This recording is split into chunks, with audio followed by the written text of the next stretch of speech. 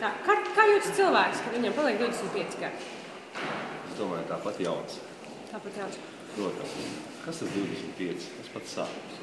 Un kā tad korim jājūtas, ja korim paliek 25? Nu, es arī domāju, ka jauns.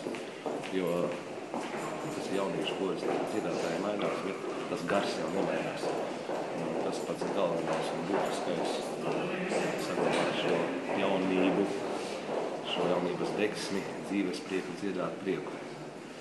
25, tas ir, protams, tāds priekš kora, es domāju, tas ir tāds diezgan jau nobriedis, vecums jau stabils, kura parādās tāda perfekta kora seja. Ko jūs varētu pateikt par jauniešu kora balsas seju? Jauniešu kora balss ir priecīgs, ir mums Latvijā, ārzemēs.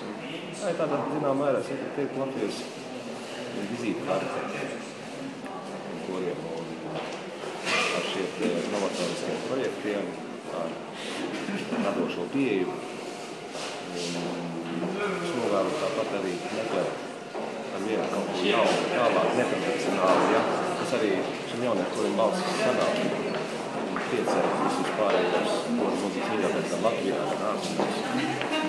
Novēlu labas veiksmes. Liels paldies!